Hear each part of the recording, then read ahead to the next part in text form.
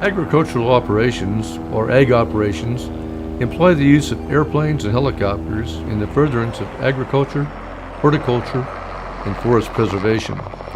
Last year, the National Transportation Safety Board initiated a special investigative report on the safety of agricultural aircraft operations to identify safety issues in this unique general aviation sector and suggest actions to address these issues. As part of this investigative report, the NTSB looked at accidents that occurred during the 2013 ag season and collected additional data in the areas of pilot work and sleep schedules, pilot training and experience, aircraft maintenance, and Federal Aviation Administration oversight for accidents that occurred during the peak of agricultural season. The review of NTSB's accident investigation involving ag operations revealed the following safety issues: a lack of ag operation-specific fatigue management guidance, a lack of ag operation-specific risk management guidance, inadequate aircraft maintenance, a lack of guidance for pilot knowledge and skill test. This special investigation report discusses many of the accidents from the 2013 ag season and illustrates the role these safety issues may have played in these accidents. The report also presents 4 new safety recommendations to the Federal Aviation Administration and 4 new safety recommendations to the National Agricultural Aviation Research and Education Foundation, with the goal that these 2 organizations can combine their resources and knowledge to improve safety within the ag community. I am a second-generation ag pilot. My father was an ag pilot for nearly 50 years, and prior to joining the Safety Board as an air safety investigator, I worked as an ag pilot for 20 years. During my time as a crop duster on the west side of the San Joaquin Valley in California, I flew both fixed-wing airplanes and helicopters and performed both day and night ag operations, accumulating 10,000 hours of ag time. The 5 years before I began flying ag operations, I worked as a ground crewman, being a flagger, field finder, and chemical mixer and loader. Crop dusting is a very physically demanding occupation, so much more than what the public is aware of. It is also a business with very little margin for error. When doing this type of unique flying, you're flying hands-on all the time at very low altitudes, about 5 to 10 feet above the crop while spraying, and about 200 to 500 feet above ground level when ferrying to and from the target field. At the same time, you're constantly on the lookout for objects, such as irrigation apparatus, standpipes, telephone and power lines, trees, hedgerows around fields, cross-country transmission towers, cell phone towers, and a myriad of other obstructions.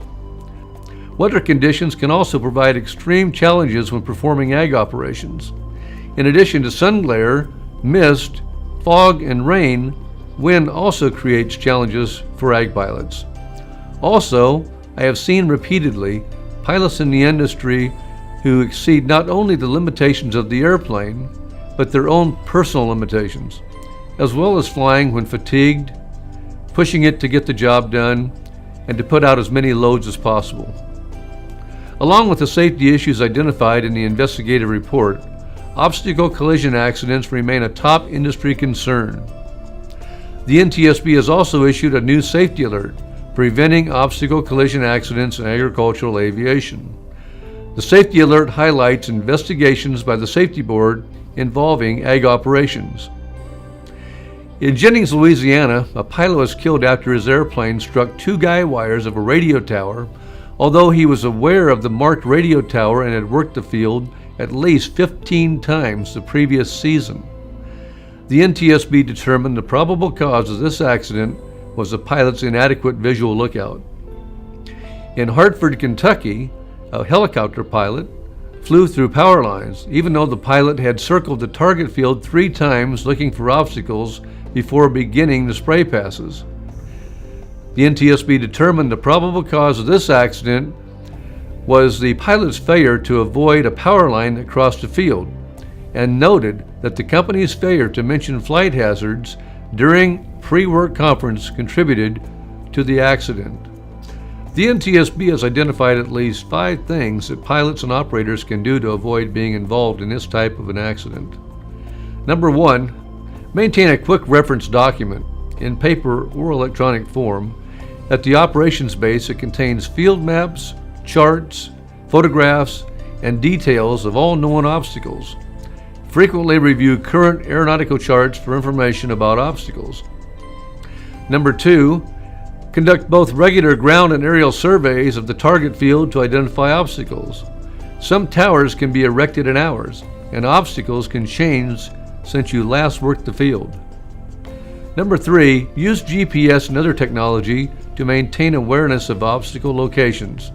Before you take off, spend time to becoming familiar with all available information about the target field and programming navigation equipment.